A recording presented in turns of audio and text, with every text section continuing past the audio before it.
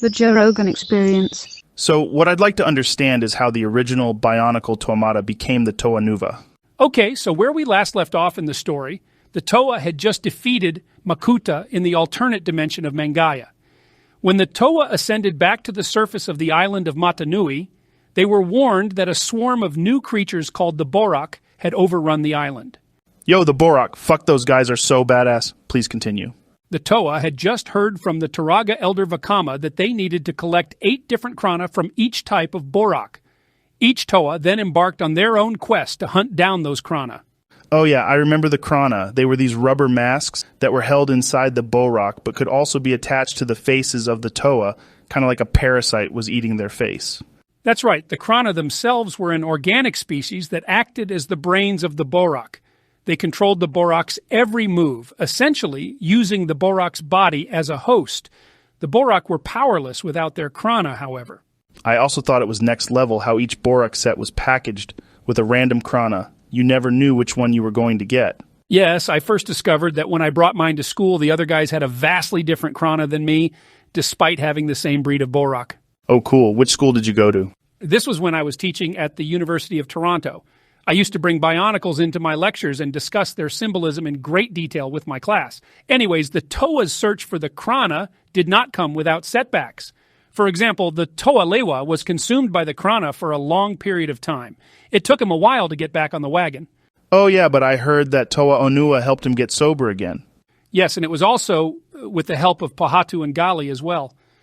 When the Toa finished gathering the krana, they had figured out where the Borak came from. They had come from a Borak nest that was embedded deep within the ground of the island of Mata Nui. It was deep within their lair that they found the Barag, the queens of the Borak. Holy shit, those sets were so impressive. They were like big mechanical dragons, built up with Borak pieces. I remember seeing it in the Lego catalogs, but I never knew anyone who was lucky enough to get them.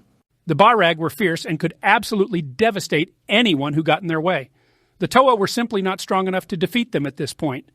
Fortunately, when they put the krana they found into holes in the ground, they made these special suits of armor appear, called the Exotoa.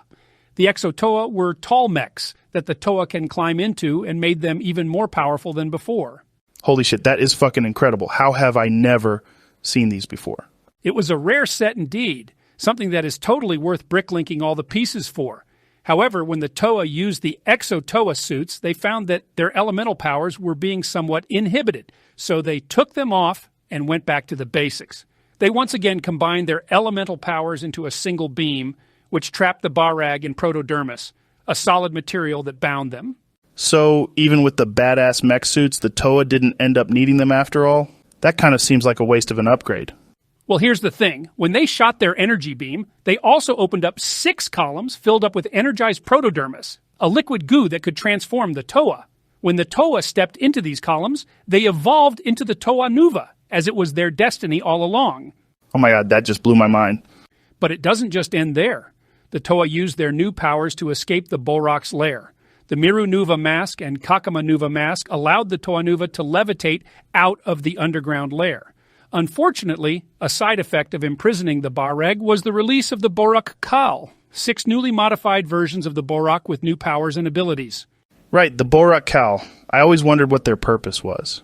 Now I know. Good, I'm glad you understand the important role they played in the story. The Borak Kal were created in case of the event where the Barag were imprisoned. It was their duty to free the queens. So what made the Toa Nuva different from their original versions? I noticed that they have silver armor and new Kanohi masks. Aside from their new Kanohi masks and metallic silver armor, they each also got new Toa tools. They all used metallic silver Lego elements, which represented protosteel, the strongest known metal in the Bionicle world. Right on. I like how Tahu Nuva now had 2 magma swords this time, instead of just one like on his previous form. And what's really cool is that Tahu could alternatively use his magma swords as a surfboard to surf lava waves. Similarly, with Kopaka Nuva, he could use his 2 ice blades as skis, and he would ski down the breathtaking slopes of Kauahi, the frozen region of Mata Nui. Shit, that's extreme. So the Toa can do extreme sports too? How have I never done this with my Toa Nuva? I know, right? It's fascinating how each of the Toa Nuva's weapons doubles as a means of transportation. Nuva's aqua axes could be attached to her feet and used as fins, which gave her faster and more graceful swimming abilities. Toa Nuva's air katanas doubled as wings, which allowed him to fly to new heights and gain a new perspective. I always found Toa Nuva to be really fascinating. I too like to get high and gain a new perspective. What about the Toa of Earth and the Toa of Stone? What were their upgrades again? Toa Nuva had new tools called quake breakers, which were a similar tool to a chainsaw. He could also attach them to his feet and use them as treads, which allowed him to shred down the mountain like a total badass. Similarly, Toa Nuva's new tools were two climbing claws, which allowed him to scale any cliff along with his powerful feet. There was no mountain he couldn't climb. Well, that was insanely interesting. I never realized that the Toa Nuva's weapons each had a dual purpose. That shit is cool. Hell yeah, brother, that shit was the highest level of excellence.